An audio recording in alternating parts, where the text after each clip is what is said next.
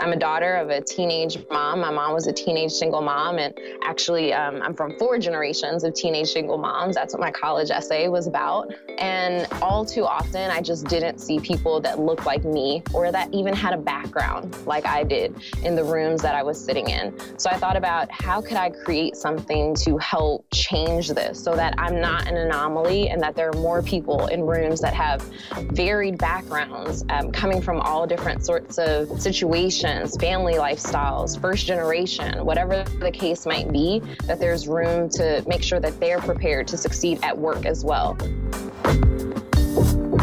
You're listening to Side Hustle Pro, the podcast that teaches you to build and grow your side hustle from passion project to profitable business. And I'm your host, Nicaila Matthews-Okome. So let's get started. Hey guys, welcome back to the show. I'm really excited to share with you today's guest because this is an example of someone who really side hustled strategically and successfully and was able to transition to her job and still have her employer keep her on for a little while because they just couldn't let her go. That's what we all want, right? Her name is Angelina Darrisaw Cheeks. She is a social entrepreneur, an international business and career coach, and a digital media strategist. As the founder and CEO of CSuite Coach, a career coaching platform that provides accessible professional development resources to diverse working professionals, Angelina collaborates with employers to create business solutions that empower and educate teams, as well as retain and engage diverse employees. She also facilitates transformative career workshops and experiences that have reached over 4,000 working and aspiring professionals. Angelina's company, CSuite Coach, has a growing global footprint with companies and individual entrepreneurs across the United States, Israel, Australia, Canada, and more. CSuite Coach has been featured in numerous media outlets, including Business Insider, Fast Company, Forbes, Essence, and more. Angelina also serves small businesses as a Google digital coach, joining Google in bridging the digital divide by offering free coaching and resources to over 2,500 New York-based diverse small businesses. Prior to founding CSuite Coach, she was the Senior Manager of Digital Business Development at Viacom, where she developed strategic business opportunities and partnerships with social media platforms like Twitter, Snapchat, Tumblr, and more. On today's episode, you'll learn how Angelina side hustled and transitioned from her full-time role to entrepreneurship. Let's get into it. Welcome to the guest chair, Angelina.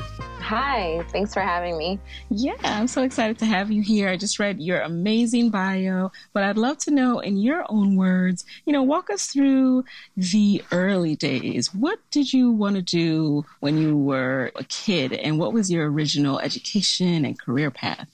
Definitely. So it's so funny because I was thinking about the early days last night when the Miss USA pageant was on. I used to compete in pageants. And I think part of that, why I started initially, was wanting to do something bigger, wanting to have an opportunity to have a platform in some way to be an advocate for social change. The quick and dirty is I grew up in Brooklyn, New York. I grew up in Bed-Stuy. I also lived in East Flatbush at some points and commuted almost 2 hours each way to a private school on the Upper East Side. And that experience was really challenging because it was like I was directly walking into 2 different worlds, one of extreme wealth and one where there just seemed to be a shortage of opportunity, a shortage of access and resources. And being in the place where I was put right in the middle of both, I was really motivated and knew that whatever I did in life, I wanted to be able to be a force to help close gaps that shouldn't exist. So that's really where I always had this sort of fundamental passion for thinking about social justice in some way, thinking about closing gaps in some way. After going to the school on the Upper East Side, I went to Davidson College, got a BA in political science with a concentration in international studies. I interned all throughout in media internships. So Bloomberg, ESPN, HBO, really fun, exciting media internships. And when I was graduating, I still didn't know what that big answer was and how I was going to be a part for advocating for change and what I was going to do. I was looking for my big why. And so I was like, I'm not ready to enter the workforce yet. I'm going to keep going to school. I'm an avid student. I love school. So I went straight through to get my master's at Wake Forest in management. And thankfully, it was provided for me on a full scholarship with a fellowship through Hanes Brands. And after that experience, it really gave me the business backing going into the workforce. I'd come from a liberal arts background, so it gave me something else to bring to the table when it came to looking at corporate opportunities getting started. Oh, that's so interesting. So you went straight through and Hanes provided that. Was it a fellowship for you? Yeah, a fellowship for me to have a free master's. It was a great opportunity. So what was that first job coming out of your master's program and how long were you there? How did you feel about it? Yeah, so I had actually accepted a job in Winston-Salem, where Wake Forest is located in North Carolina. And I thought, I will just stay here and I'll have a nice corner office overlooking downtown Winston. But then I went home for a weekend and spent time with my brothers. My brother is about 10 years younger than me. And when I left for college, they were babies. Coming out of grad school, they're like adults with real personalities. And I realized how much I craved being back in New York. So I decided to decline and took a scary risk coming back to New York without a job in a time where it still was very, very difficult to find those. And through networking, through maintaining the relationships I had with all the folks that had managed me during my internships, I was able to land a job by the end of June. So from May to June, about 6 weeks, interviewing in New York almost every day, going out for interviews, I landed a job at ESPN. At first, I wasn't so thrilled about it. Candidly, I felt like I had negotiated, but not hard enough to get the salary that I wanted. Coming out of business school, there were so many folks, everyone shares their salary, which can be a great thing, but also a little bit intimidating. And I knew that I wasn't making what so many of my peers were making. And that felt very frustrating, having a master's degree and starting out in New York, where the cost of living was drastically different than North Carolina. So it was a little bit frustrating, but I put my head down. I was focused on making relationships, had coffee with people every chance I could, really shadow assignments, stretch assignments. And within just under a year, I was promoted, and that one promotion gave me an increase that was 150% higher than what I was making. Wow. So that was a really good jump. And that's where I felt like I wasn't able to leverage my master's in the first position, but in the second position, sometimes you build a little bit and you're able to leverage your skill set later. So what role were you in at this point, and what work were you doing? So I was doing digital business development work, digital strategy work, and that's where the master's did come into play, because in my liberal arts degree, where I was studying Socrates and taking theater classes, I did not really have an Excel background, but Excel was a big part of my management work. We had to really focus on that. We had to focus on accounting and financial analyses. So a part of my work was doing that, doing projections for how our digital investments would do, where we would, when we went to different platforms, how quickly would we get to scale on these different platforms, and a variety of different kinds of projections. So it definitely came into play there, but it was also really fun. It was at a time when now, for instance, everyone is watching TV on their phone. That was not the case at all back in early 2009, 2010. So I think to be a part of the space at that time where we're figuring out, do we put ESPN content or Disney content on an Apple TV? Do we put it on these different devices? What does this mean for our business and our brand and our relationships with cable subscribers was really exciting. Now, had you ever throughout this whole period thought about entrepreneurship or just going out on your own? No, not at all. I don't think entrepreneurship was the thing. And sometimes we don't have the language for what it is we want. I think it was more just thinking about, how do I feel fulfillment in life? How do I help other people? How do I create something where there really isn't a limit on what I'm going to be able to provide for myself? And potentially there could be a possibility to employ other people. I think those sorts of thoughts entered my mind, but it wasn't like I was waking up every day saying, I'm going to quit my job and build a business. Right.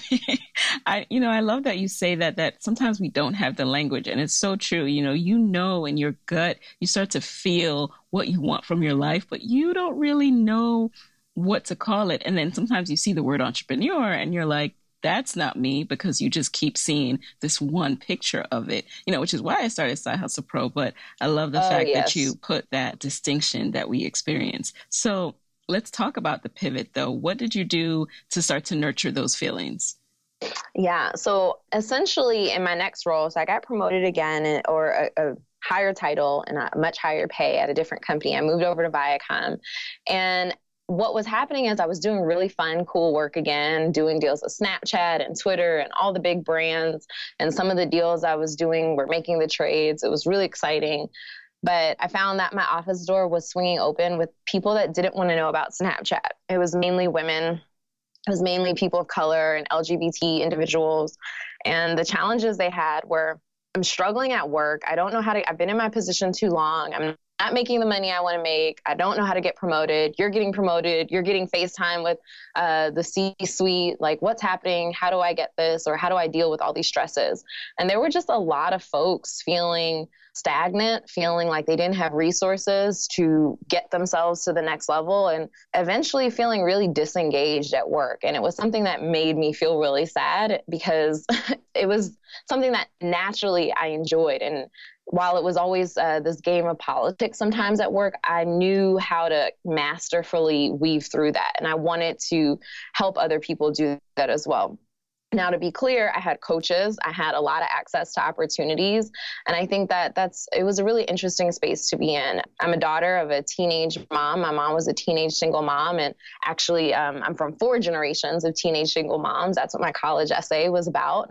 And all too often, I just didn't see people that looked like me, or that even had a background like I did, in the rooms that I was sitting in. So I thought about, how could I create something to help change this so that I'm not an anomaly, and that there are more people in rooms that have varied backgrounds, coming from all different sorts of situations, family lifestyles, first generation, whatever the case might be, that there's room to make sure that they're prepared to succeed at work as well. So that became a really fundamental passion of mine.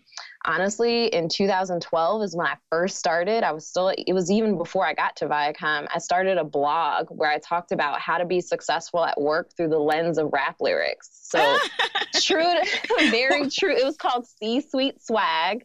So the idea of reaching for the C-suite, I would say, I thought about that more than I thought about entrepreneurship. I thought about how to get more leadership that looked like me. I remembered my excitement when I first had a Black woman boss, or how excited I would feel when I had an opportunity to talk to a Black executive, and like all these hopes and all these dreams and possibilities that didn't exist before I would meet these people would just come alive within me. And I wanted more access to that for other people in the workforce that looked like me and had stories like mine. Yes, you're so right. When I would see a Black woman who was just dressed sharp, just stomping through the office, I was like, who's that? I gotta find a way to talk to her.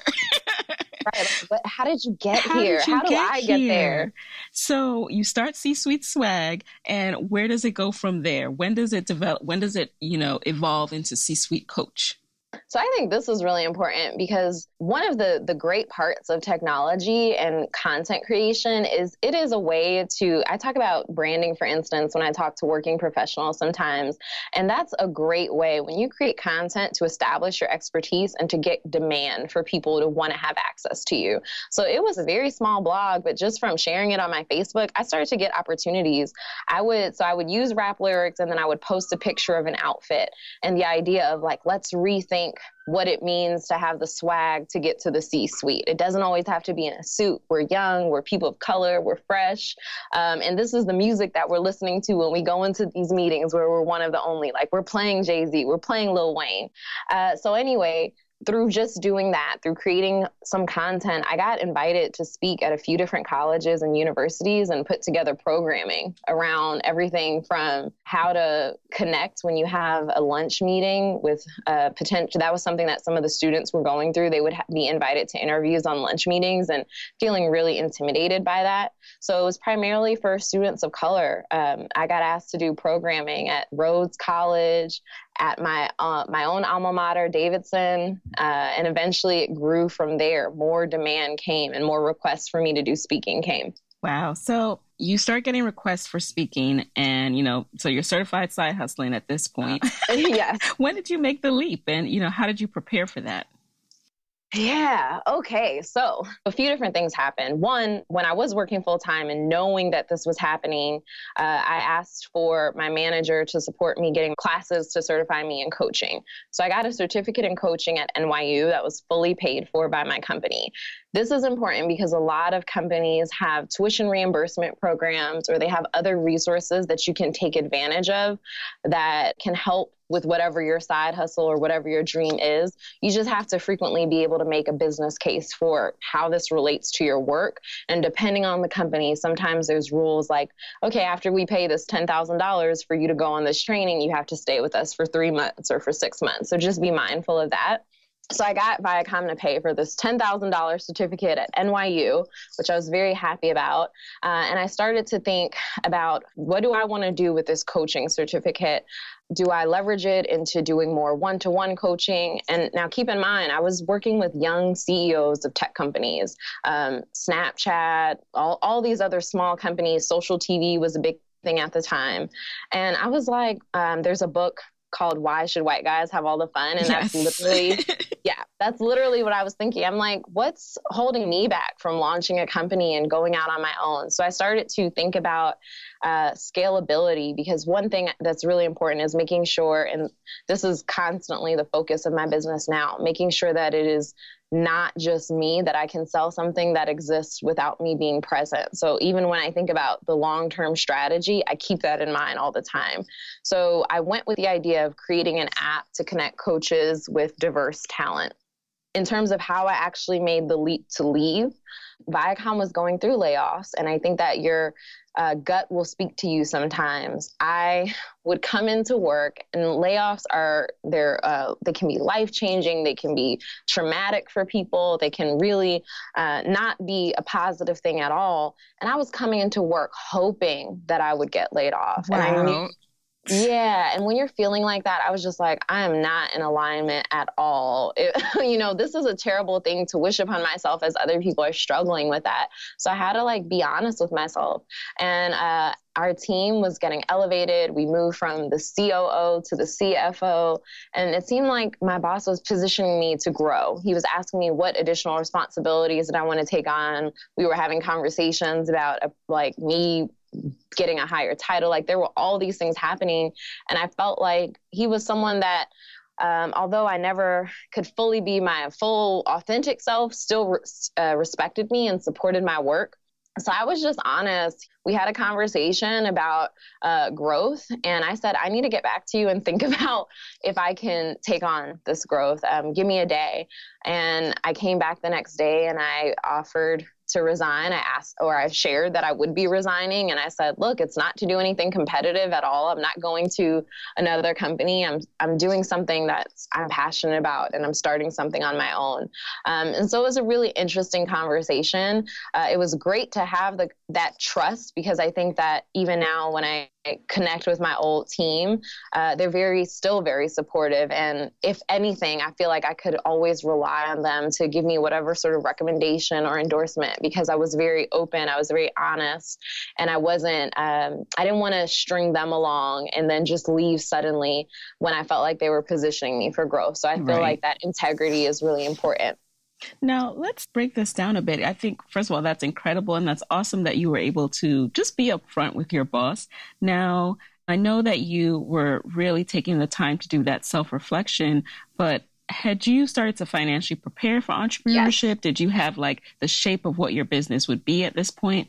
Yes, and no. Okay, so in terms of financially preparing, I got myself out of student loan debt. My master's was free, thank you, Jesus, but my undergrad was not. So I did have quite a bit of debt, and I made sure that I was completely done paying off student loans before I even thought of it. I also was living in a place for New York City that had very manageable rent. So I decided to, we all have the hopes and dreams of living in the corner penthouse apartment, whatever. I lived humbly still. So I did that even preparing to leave, and then definitely after leaving. I lived in Morningside, right by Columbia, in a non-renovated apartment, but with really, really cheap rent. And I had a roommate. So that was really important, making sure that I could afford, and I really was clear on how much it cost me to live every month. I saved quite a bit of money, paid off all my credit cards. Like, that was all really important. My credit score was awesome when I quit. There were some pieces that were all the way fleshed out. So I made contact with the developer that I wanted. I made sure, like, I had a website built. I had things in place already when I quit. And also when I handed in my resignation, my boss, we had that kind of relationship. He negotiated with me. He asked me if I could stay through the summer. So I stayed way longer than my 2 weeks. And that was also helpful because it was like, okay, here's some more money to be stacking up as I'm planning for my exit. In terms of the parts that I didn't work out, I launched, as much as I knew about the digital space, I knew about that from the client side, being on the part where I'm really the part that's going to help give revenue to these small tech startups, right? Not really thinking about what they went through to get investments or to get their business in the place where they even could pitch big businesses like ESPN and Viacom. So I think that there was definitely a gap of knowledge about that space, about what was needed. If I would have done it again or could have done it again, I would have made sure that I for sure had a co-founder. I think that would have really accelerated things, elevated conversations, and really got me the funding that I wanted to have. And I think that I wish I would have known more about friends and family around. And I think there's this perception that means you have to ask, your mom and whoever else, your cousins, your friends. And when you come from an under-resourced community, that's really not accessible for most people, right? Right. But had I rethought it and thought about my network that I had built up over the past 7 years working in these big corporate companies, then I would have perhaps asked people who had mentored me. I would have asked them for $10,000. Like, I would have made bolder asks than I did. And I think that could have changed the trajectory or accelerated things in a really different way. And that was the gap that I didn't have, that I didn't know about then. So I would say for someone who's in that space, whether you're starting an app or whatever kind of business you are, if you are in the corporate world, be really thoughtful about the network that you have right now and how you can make ask of that network. People would want to support someone who they really believe in, and if they see you're passionate about it, and especially if you've done the work to build out your vision to a point where they believe that you'll be successful, $10,000 is nothing to some people, right? They've made worse investments in their life. So right. I would think about asking those folks there so you're setting yourself up to succeed more, because I ran out of cash, honestly, fairly quickly. Building an app is expensive, and I had small wins, won a pitch competition, a few $1,000s here and there. But when I was focused fully on growing that, it was not a path to revenue. It wasn't the programming model where I was getting paid, and I would continue to speak for money, but that really wasn't the core of what I wanted to do. Hey guys, it's Nikayla with a quick word from our sponsor. Okay, I have a side hustle hack for all to hear, and it's called Skillshare. You want to know how I grow as a businesswoman? I keep learning. There's not a week that goes by that I'm not checking out a refresher class or a deep dive tutorial, and my go-to is Skillshare. Skillshare is an online learning platform with over 18,000 classes in business, marketing, entrepreneurship, you name it. So whether you're trying to start a side hustle or scale your business, Skillshare is there to keep you learning and thriving. In the last month alone, I've learned how to set up my email capture landing page on Squarespace and how to boost my email marketing using MailChimp, all through Skillshare. And now, Skillshare has a special offer just for my listeners. Get 2 months of Skillshare for just 99 cents. That's right, just 99 cents. To sign up, go to Skillshare.com/hustlepro. Again, go to Skillshare.com/hustlepro to start your 2 months now. So you raised a couple of things I want to dissect a little bit. So first of all, you're so right about that friends and family round. We think that, one, it's awkward, right? It's not something you don't really have experience until you do it. So it's awkward. And then two, we think that people won't want to give money. But yeah, we go to these institutions for a reason, like tap into that network. So you started out with this app idea. Is that still a core part of your business, or was that the initial part and you've since changed your revenue model? Yes. So I have since changed my revenue model. I won't say that it's not a part of the business that I think about often.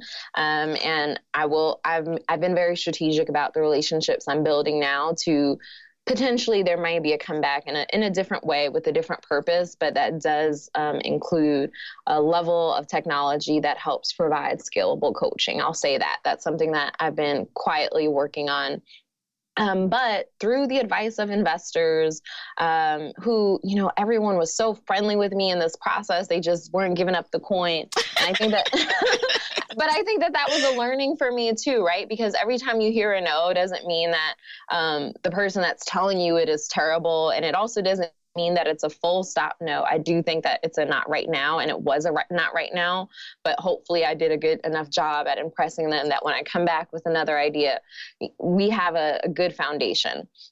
In any case, the advice that I got was think about the VC model doesn't have to be the case for solving every business and making sure you grow. You can also build a business through actually getting revenue.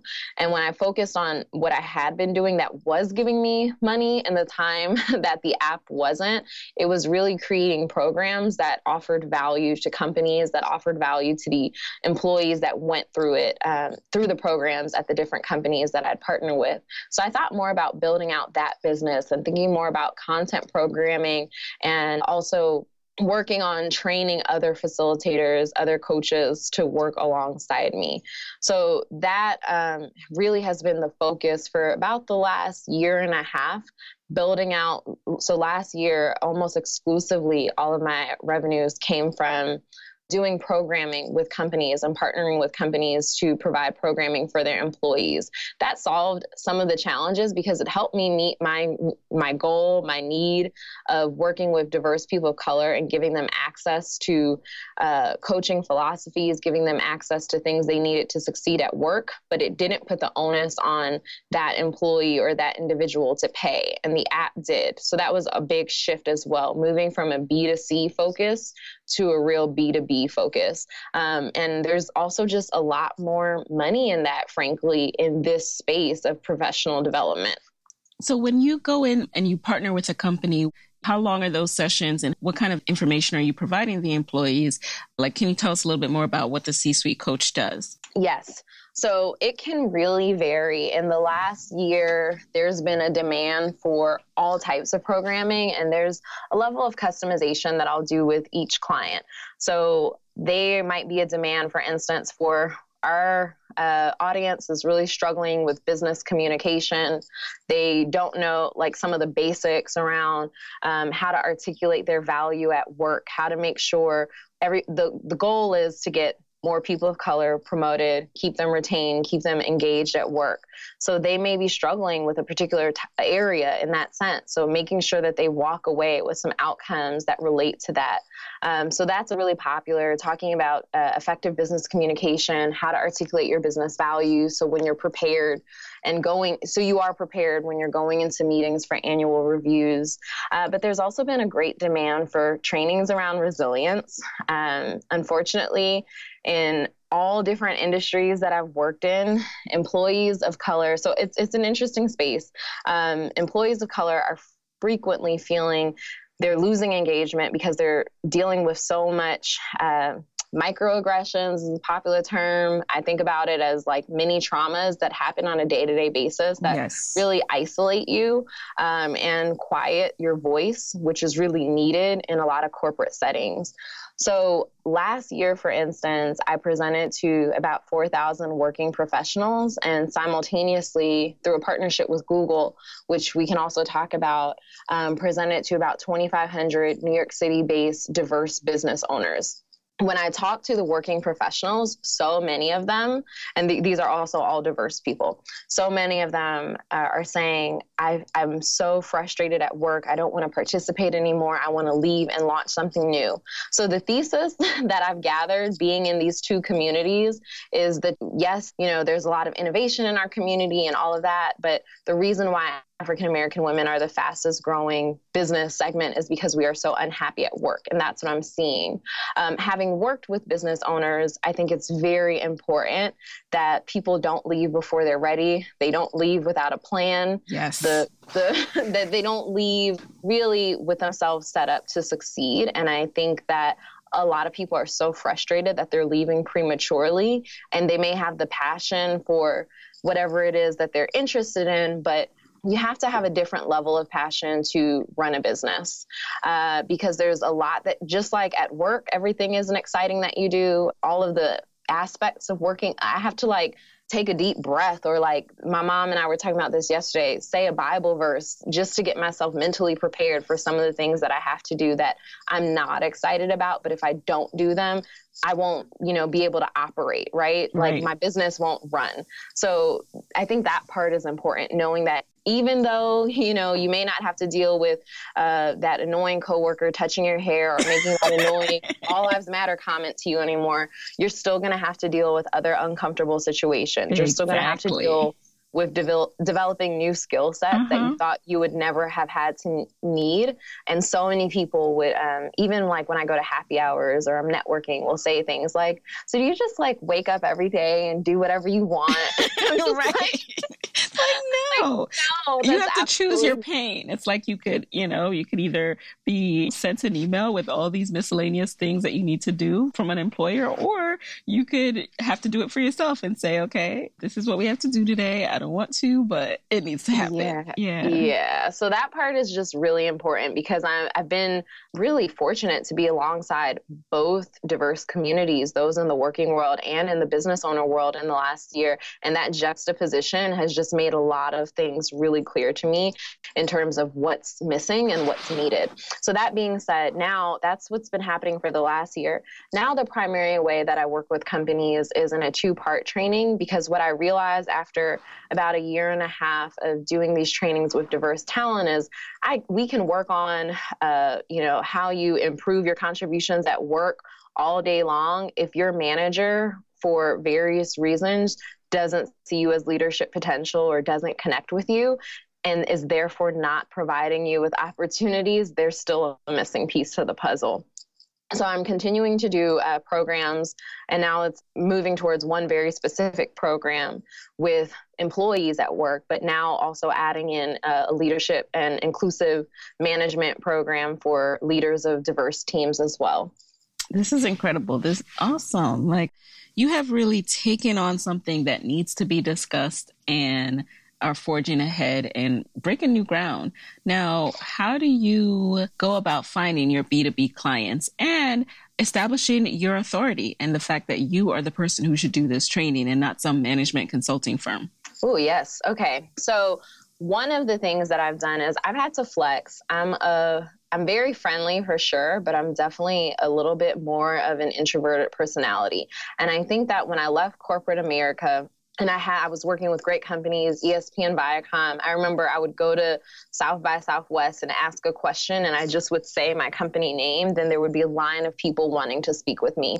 When you're launching a business, when you've started something new, you don't necessarily have that big brand behind you, right? That gives you that instant credibility and that instant, now people want to talk to you. And networking at the beginning was really, really hard. I felt like even when I was trying to decompress after long days, all people wanted to talk about was what's going on with your business? And it would get really frustrating and really draining at times. And someone who, one of my close friends put it to me like this, he was just like, use this as an opportunity to be constantly working on your pitch, constantly bouncing back when people are giving you shade or when people have questions, redefining how you connect and really strengthening how you get people excited and energized about the work you do.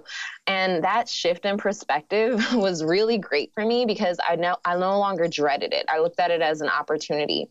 So networking has really been crucial, making sure you have to be very decisive because when you are running a business, you have a finite amount of time, right? And limited resources. And so I think more about which events I'm going to go to, making sure I'm at the right places that have folks who are in the HR space or the diversity inclusion space. That's typically my first entry point into a company. And thinking about how to make sure I'm showing up and being at the places where they are as well. So that's the first piece. If you are introverted, really flex. You have to, as a business owner, and be that salesperson, and maybe a shift in perspective can help. In terms of establishing credibility, I think that it happens over time.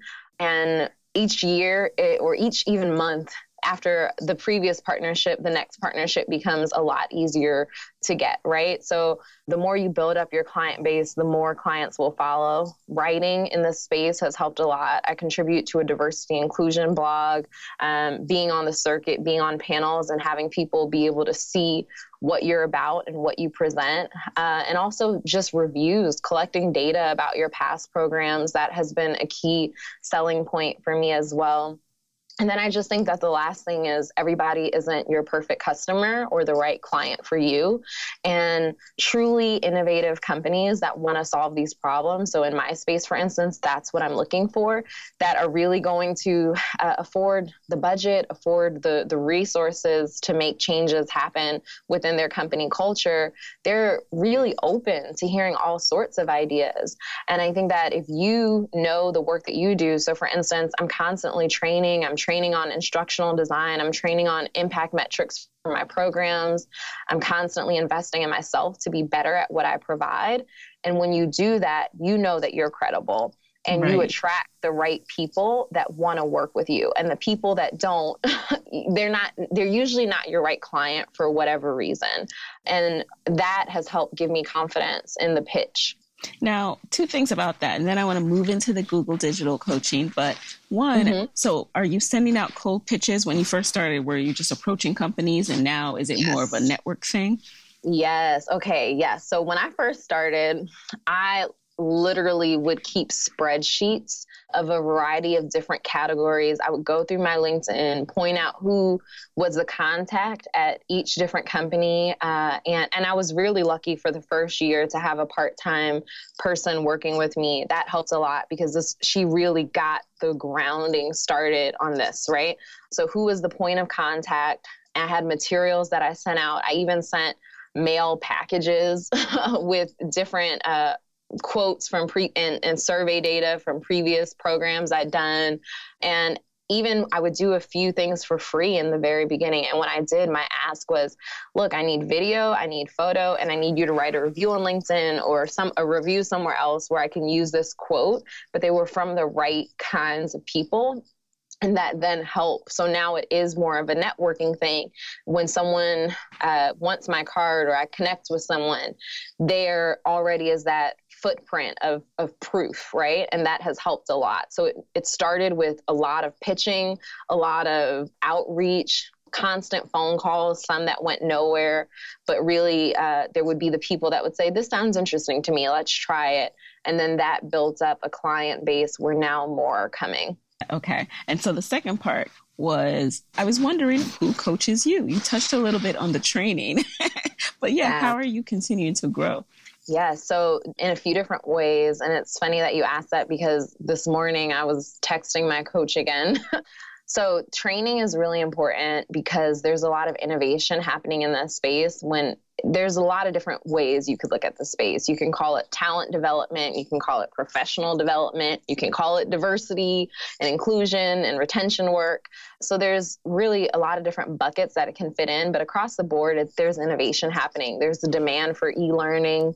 There's a demand for more just innovation in how people learn, because technology has really evolved everything. So that's areas where I'm constantly having to get fresh on. So investing in my own training has been important. And then the other part of it is, yes, leveraging coaches, leveraging mentors. I have been coached by a woman named Robin, who the first time we connected, my mom, I think it was my quarter century birthday when I was 25. My mom was like, you need a coach. And and it was expensive. And she was like, just so you know. And at first I was like, what the heck? Like, give me money for rent. What is this? She was like, this is going to be your birthday gift and your Christmas gift and part of your next birthday gift. But having an opportunity, and that was a critical part of me being able to flesh out my vision, and also realize that I could be bold, realize that I could have agency in my own life, was having that person who was my accountability partner being along my side, having a really transparent conversation where it was almost like a mirror was being held up to me and I couldn't lie anymore about anything that I felt inadequate about. I couldn't lie anymore about what it was I truly wanted out of life. I had to be honest. And that really pushed my process along of getting me to realize that I wanted to start my own business. So that's been really critical. We have regular lunches, and sometimes we'll engage in engagements again. So that is helpful. And then formalized and unformalized mentorship opportunities I take advantage of as well. So now let's talk a little bit more about this Google digital coaching that you do. First of all, yes. How did you get involved with that, and what does it entail? Okay, so networking, again, is really the key source of so many opportunities. And I can't not stress that enough, especially because we're all so busy. I don't know a person who isn't busy at this day and age. Technology has made us even busier. No one ever wants to put their phone down, and we're all overwhelmed. And so sometimes taking on meetings when people would reach out to me was a stressful thing, being able to say, yes, we should spend time together. But I really do try to. And even without an agenda or an objective, for me, I prefer not to have one and just get to know people sometimes. And so that's what I did with this woman who had heard me speak at a conference and asked to meet with me. And we had a great conversation. I walked away just feeling awesome. And it wasn't too deep into my business or her, what she was going after. It was really just us truly connecting. Long story short, she gets this opportunity from Google and she says, I've been connecting with them. They reached out to me about this opportunity. It doesn't sound right for me. I think it's right for you, and shared it with me. And I call this your peers acting as your sponsors, because I think a lot of times if the framework of sponsors is someone that can offer you a game-changing opportunity, is usually someone who's very senior. In a lot of ways in this day and age, our peers can also be the ones who can offer us those game-changing opportunities. And that's what she did. So I had a call about this Google Digital Coaches program, having a foundation in coaching and a strong passion for it. I was like, what is this about? Could this be an opportunity to engage with their employees and coach at Google? Let me find out. And it was really different. It wasn't for their internal employees, but the whole theme of it was about creating more access to Google tools that can grow businesses that typically in our communities, we don't have access to because of a lack of understanding of technology for a variety of reasons. It's not as accessible as it should be. And so while I wasn't drawn in with the audience initially, I was really drawn in with that shared purpose of really closing a gap. That's what my personal life mission is about. So a little bit different than the mission of C-Suite Coach. So I decided to take it on. It was a low commitment in terms of number of hours. So it didn't really detract from C-Suite Coach so much that I could say I'm not going to do it, but very high impact work. And that's what I really appreciated about it. It's been an opportunity for me to have access to a lot of different business owners within my community that are hungry for resources and feel, frankly, pretty ignored often by larger companies when it comes to having their needs met. And what's really interesting is there's so much variety in the types of business owners that come. It's not always just I'm starting an app or I'm launching a blog or a website. It's sometimes the mom and pop shops that have legacy in business. They've been running their bodegas or their local pizza shops, barber shops for 20, 30 years. But as neighborhoods are changing, if you're not on Google, so for instance, if I can't research your business quickly and I'm a newcomer to a new neighborhood, I don't know who you are. And therefore, I'm going to pick the business that probably is the newer business, but I can find all the information about them because that new business is really tech savvy and knows how to get a listing on Google Maps, and they know how to make sure they appear at the top of search results. So because customers are making so many of their decisions based off of what happens in their search results, that can really be something that negatively affects business owners who aren't on search, who aren't high on the listings, and frequently they aren't just because they don't know how to be. Speaking of don't know how to be, so let's take a minute and what are some of the top tips that you want to make sure every business owner, especially with a physical location, knows about and is making sure that they utilize with the Google tools? Okay, so for anyone with a physical location or that's operating in a service area, so an example of that would be if I were to go on site just within the 5 boroughs or just within the borough of Manhattan to offer coaching. So, or I'm a plumber, whatever the case might be, and I go on site, but I'm not going to California to do it. I'm only doing it within this zip code. That's a service area. So if you're a business that operates like that or has a storefront, you need a verified Google My Business listing. That's really important because that allows the business owner to control all of the information that comes out about them in terms of if they change their hours, if they're going to suddenly be closed for a holiday, if they're having a special or a promotion. You as the business owner should control what people see about your business when they're coming to your business on maps. So that would be the first thing that I would say is really important for those sorts of business owners that are operating locally.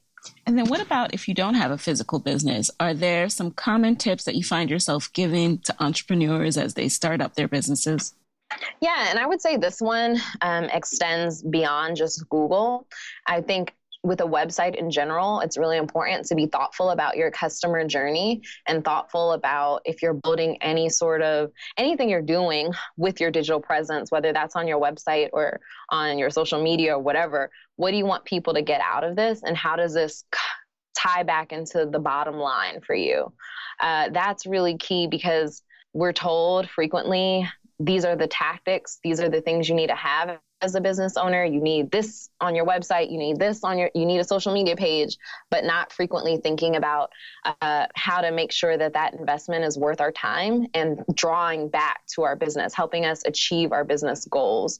So I would say be thoughtful about what that customer journey is, and are you leading them to a goal that helps your business grow at the end of the day, whether that's getting people to click to buy on your website or to contact you for a consultation or whatever the case might be. That's really key. Love it.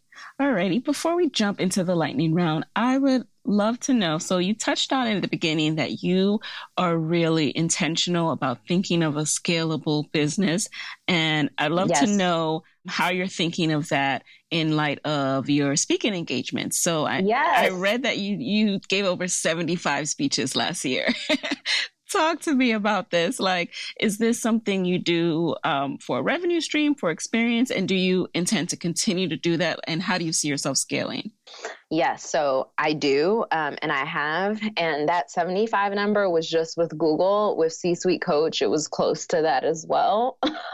So it's been a lot, and it's been really exhausting. I've noticed a couple things for when I think about scalability is there's so much more content out there to create. When I go to these conferences, when I work to learn what are the new innovations in the industry and apply that to what I'm already doing. There's an opportunity to create a lot of content. And I just frankly realized that I can't create as much as I want and really work on these programs as much as I want if I don't have help. So on my website, www.thecsuitecoach.com, there's an application for coaches and facilitators. And right now I'm vetting through those that have already applied and open to more people applying to work with me and be facilitators. And essentially I'll be training them on how to work within the mission, within the philosophy of my company, make sure that they're good representatives, and select the right people that have shared passions and shared missions for working with this audience, and essentially be subcontracting them to work with me when I work with companies. So that's the biggest development for me. That's really exciting, that is going to be launching really soon in terms of the actual facilitators working with different companies. And I'll no longer be the only presenter. I'll have a team of presenters working with me to really drive these goals and making sure more people of color get promoted at work and are retained by their companies. All right. That is awesome. So good luck with all of that. And you guys, now you know where to go to apply. So let's jump into the lightning round. So yes. Number 1, what is a resource that has helped you in your business that you can share with the Side Hustle Pro audience? Leveraging the local libraries has been really important for me. Before I even left to start my business, I would go to Brooklyn Public Library. They have a bunch of resources and workshops for new business owners. And one of those was around how to create a business plan. And going through that was such a helpful process. Most libraries locally have some sort of business center, and they're definitely underutilized, which means that whoever's working there has lots of time to help you and work with you. So I would say leveraging your local libraries is really key for free resources. Okay, number 2, what's been the best business book or podcast episode that you've consumed this year? The best business book that I have consumed this year would be called Super Normal. It's actually a gift from one of my clients by Dr. Meg J. And what I really liked about it is it focuses on the theme of resiliency. That's really key for anyone, business owner or not, but really realizing that what we often think that whatever traumatic or game-changing experiences we've had in life make us so different, but having difficulties and overcoming them is actually more normal than you think. And when you think about it from that perspective, it really helps you push forward. That's really key for business owners because you face a lot of rejection. I told you about that spreadsheet I had. I will tell you, I had a lot of people go forward and not close the deal with me. And that was frustrating. I even had people that didn't respond. So you have to be able to wake up every day and keep pushing through it, even when it feels like the walls are closing in and you got to just keep going. Yes. Number 3, what's a personal habit that has helped you significantly in your business?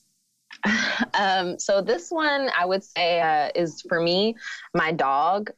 Being able to have a routine. I got my dog midway through.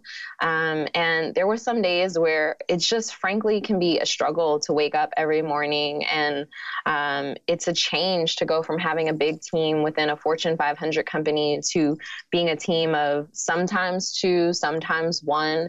And that's been a challenge. So waking up every day with consistency. I'm someone that feeds off of natural sunlight. Waking up every day with the consistency of going outside and seeing the sunlight to start my day has been extremely helpful and puts me in the right place when I start my days. All right. Number 4, who is a Black woman entrepreneur that you would want to trade places with for a day and why? Yes. Janice Byron Howroyd. She runs a $1 billion business that is in the staffing world. And I want to see how she did it. I would love to trade places for her a day to see that's my dream and my hope for CSuite Coach, that I am a large corporation one day. And what is that lifestyle like for her? What are her concerns? How does she manage her thousands of staff members and employees? And being in that spot would be awesome. Love it. Okay, number 5, what is your parting advice for fellow women entrepreneurs who want to be their own boss, but are worried about losing that steady paycheck? Preparation is the best thing that I can say. Really prepare for it and prepare even in ways, ask the questions that aren't typically asked. Ask about how did you find the accountant you found? Ask the questions that aren't just about the day-to-day operations of improving your product or your service, but really are more about how a business operates and runs, so you can be prepared for that when you leave your full-time job. So ask the questions about workman's comp and what does it mean to have a contractor, and how do you make sure a contractor is not an employee, and all the boring pieces. Ask those questions as much as you're asking about what drives you every day and all the exciting things about being an entrepreneur. Ask the non-exciting things as well. All right. And on that note, what is the best way that people can connect with you after this show? Feel free to add me on Instagram, Facebook. My email addresses are on those profiles. And if you are someone that's passionate about the diversity inclusion space and has a knack for public speaking, for presenting, as well as if you've worked in the corporate space, I would love to talk to you about potentially being a presenter with me. And you don't have to be based in New York. I've been working with clients all across the country. So please apply on my website and let's stay in touch. And one more time, drop that link for the folks. www.thecsuitecoach.com. All right, guys. And that will be in the show notes. And that is such a generous offer. So thank you for that. And with that, Angelina, thank you so much for being in the guest chair. Thank you. All right, guys. And there you have it. Hey, guys. Thanks for listening to Side Hustle Pro. If you want to hear more from me, head on over to sidehustlepro.co/Side Hustle Corner to get my weekly Side Hustle Diaries chronicles about my own journey from passion project to profitable business. And if you want to find me online, I'm at Side Hustle Pro on Instagram, Twitter, and Facebook. Don't forget to join the Side Hustle Pro Facebook community. Go to sidehustlepro.co/mastermind. And as always, if you love the show, do me a favor and subscribe, rate, and review on iTunes. Thanks, guys. Talk to you next week.